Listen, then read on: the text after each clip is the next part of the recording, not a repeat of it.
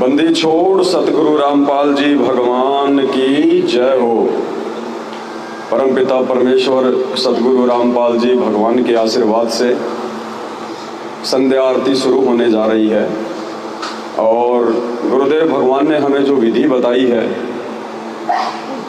अपने सतगुरुदेव भगवान की महिमा के लिए, उनकी स्तुति के लिए तीनों समय की जो आरती की जाती है, उससे पहले हमने जो दंडवत प्रणाम करना होता है एकमात्र अपने गुरुदेव भगवान के स्वरूप के आगे।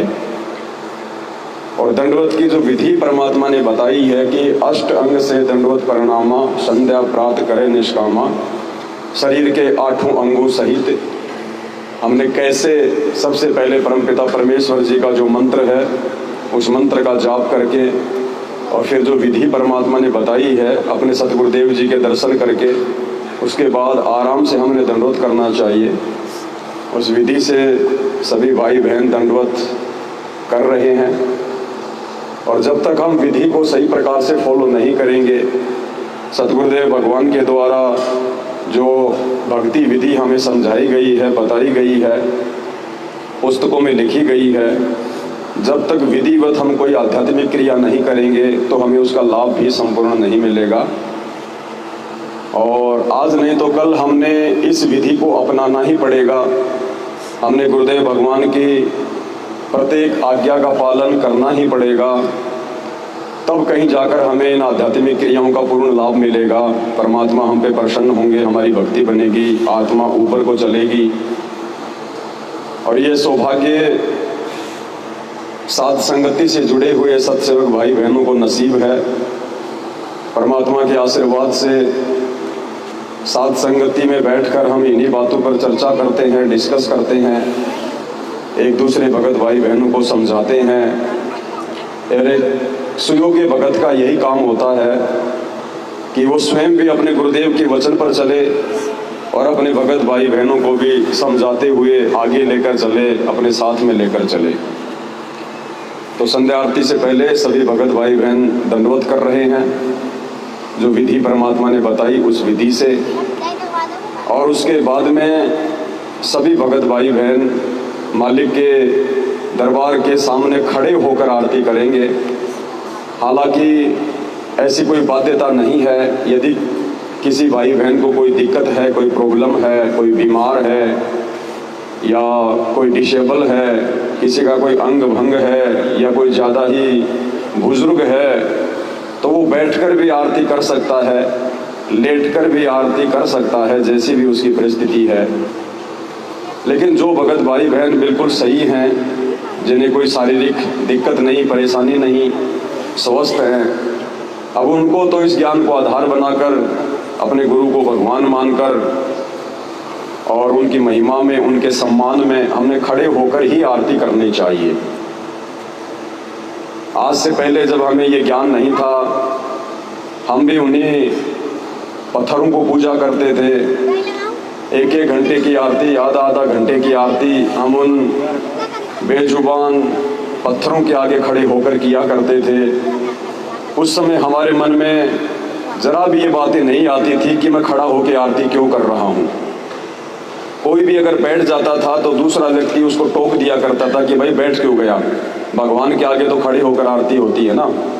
और अब जब हमें सही भगवान मिल गया, जिंदा भगवान मिल गया, वास्तविक परमात्मा मिल गया, तो अब हम लोग सही विधि से आरती नहीं करते। एक दूसरे को कोई समझाता नहीं है, कोई बताता नहीं है।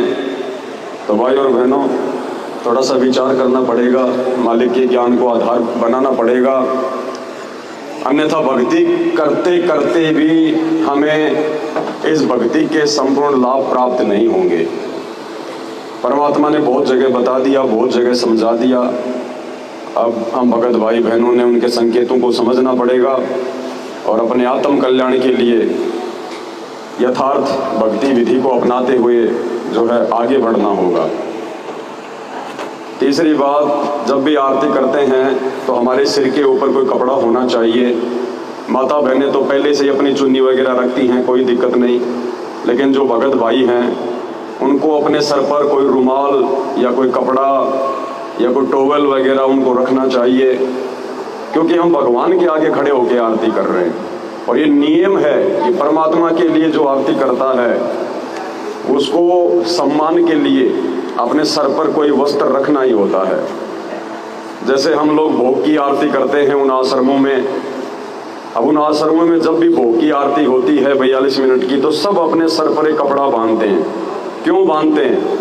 क्योंकि वो सब ये मानते हैं कि मैं जिसको भोग लगा रहा हूँ, दाढ़ी मूछ वाले उस कबीर जी की फोटो को जो भोग लगा रहा हूँ, तो वो ये सोचते हैं कि ये भगवान है, ये परमात्मा है, ये कबीर जी। इसलिए सब लोग उस फोटो के आगे जब भोग की आरती करते हैं तो सर के ऊपर वो कपड़ा बांधते हैं। और जब बात आती है तीनों समय की आरती की, तो कोई भी अपने सर के ऊपर वस्त्र नहीं रखता है। क्यों? क्योंकि उस समय उनको लगता है कि जो मैं आरती कर रहा हूँ मैं अपने गुरु जी की कर रहा हूँ, और गुरु जी भगवान नहीं है, गुरु जी कोई परमात्मा नहीं है। इसलिए आश्रम से जुड़े हुए लोग तीनों समय की आरती में सर पर कपड़ा नहीं बांधते। और जब दाढ़ी मूछ वाले उस कबीर जी की फोटो को भोग लगाने की बात आती है तो सब अपने सर पर सफेद जो है कपड़ा बांधते हैं और वो खड़े होकर आरती भी करते हैं। लेकिन हमने ज्ञान आधार से पहचान लिया कि हमारा भगवान, हमारा परमात्मा वो दाढ़ी मूछ वाला वो कबीर नहीं है। हमारा रियल परमात्मा, रियल कबीर हमारे गुरुदेव भगवान हैं। तो हमने हर प्रकार से उनके सम्मान में हर क्रियाओं को अपनाना पड़ेगा, तभी परमात्मा हमसे जो है प्रसन्न होगा। तो सभी भगत भाई बहनों का जो दंडवत है वो कंप्लीट हो चुका है। अब परमात्मा जी के आशीर्वाद से संध्या आरती शुरू होगी।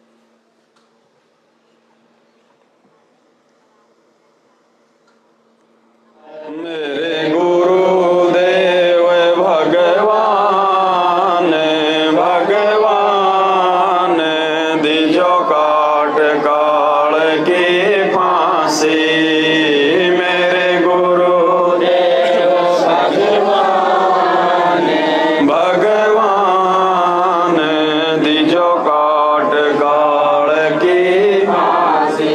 आवे गुण किए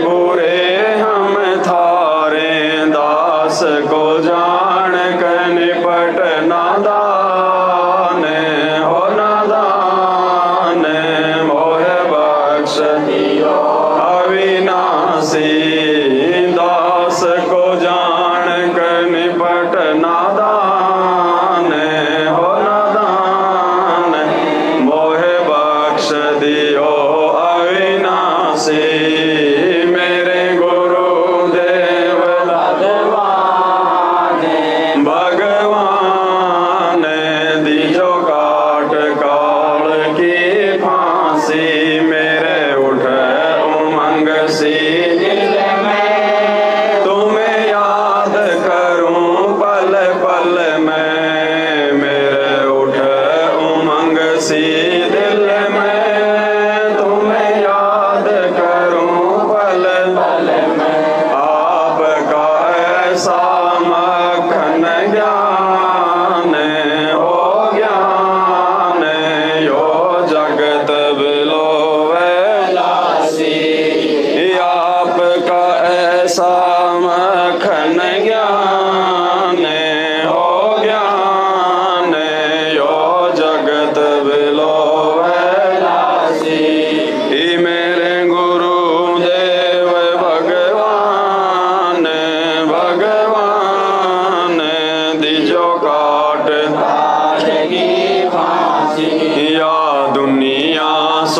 से सोवे थारा दास उठ के रोवे या दुनिया सुख से सोवे थारा दास उठ के रोवे मेरा मेटो आवण जान हो जान या करियो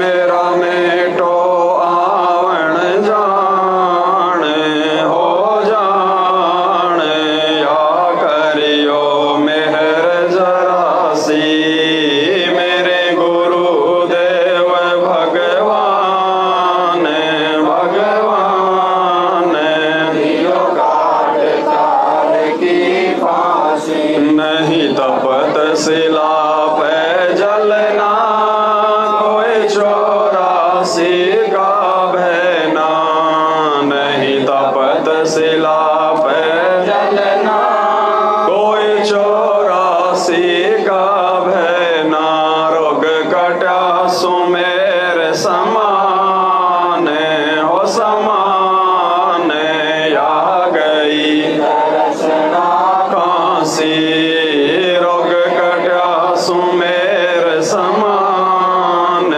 हो समान या गई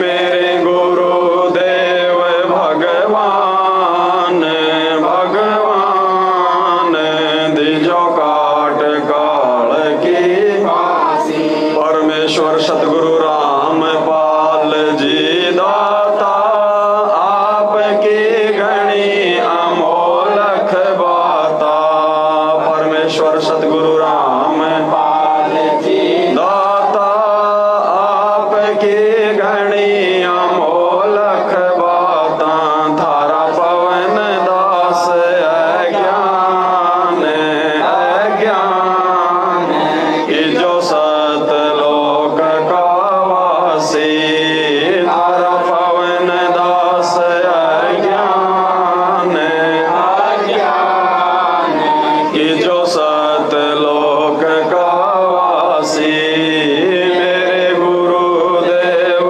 भगवान भगवान दियो काट काल की फांसी परमेश्वर सतगुरु रामपाल जी दाता आपकी घनी अमोलख बाता परमेश्वर सतगुरु रामपाल जी दाता आपकी घनी अमोलख बाता थारा पवन दास अज्ञान अज्ञान सात लोक का वासी थारा पवन दास अज्ञान अज्ञान कि जो सात लोक का वासी मेरे गुरुदेव भगवान